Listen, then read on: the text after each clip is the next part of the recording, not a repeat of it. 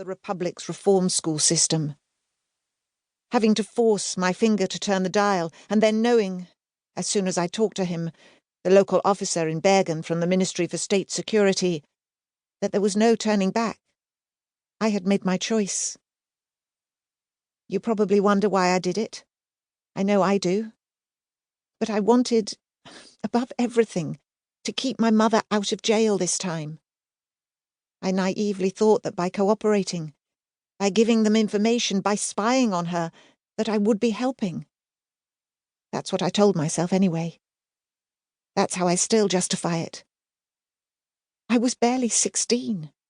Can you really judge me? Would you have done anything different? You can't say, because you've never been in the position that I'd been put into. When I followed her and the man she'd met up Wilhelm Pieckstrasse, past the piles of snow, hunching into my anorak to try to keep out the wind, I knew that I was going to do it. I couldn't face being sent back to Jugendwerkhof Prora Ost. My friend had been abused, then killed by them. I'd been treated as little more than a slave.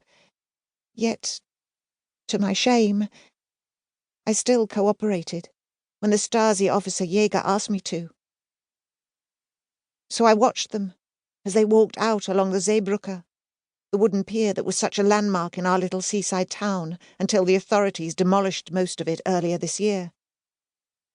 Of course, he wasn't necessarily a dissident. He could have been a secret lover. But my job wasn't to assess the situation. It was simply to report on it. I watched them for a few moments through the telescope, the one the children use in summer to look at boats out on the sea. But there were no boats that day. Just a woman with angular features and red hair. An older version of me, really. Standing talking to a man on a pier. Easter had been and gone. Not that observance of religious holidays was encouraged in the Republic, but winter still hadn't released its grip on Rügen. Behind them, I could see a lamppost sugar-coated with layer upon layer of sea ice. It was certainly a romantic setting. But in my heart, I knew this rendezvous had nothing to do with romance. I slowly walked over to the yellow phone box, pulled back the hood of my anorak, and dialed the Bergen auf Rügen number that Jäger had given me. When the operator answered, I asked for the person whose name he'd written down, Hauptmann Gerd Steiger, and identified myself by my new code name, Wildcat. What did I think would happen? Jäger had convinced me that reporting on my mother's activities was the best way of keeping her out of jail, that if the Stasi had her under close surveillance through a family member, they could protect her from herself, protect her from falling into her old ways, nip anything in the bud before it became too serious. So I made that phone call. I gave a description of the man she'd met. The next day, at the campsite where my grandmother is the manager, they arrested my mother. She was sent back to Hoheneck Women's Prison. She's been there ever since. They tricked me, and I'm sure I'm not the first. I felt so alone then, so awful.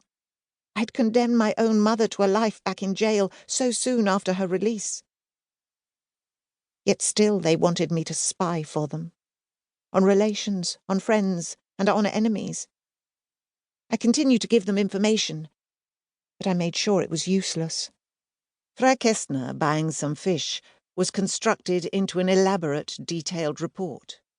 Herr Schlender, getting a delivery of coal, was made out to be some highly suspicious activity.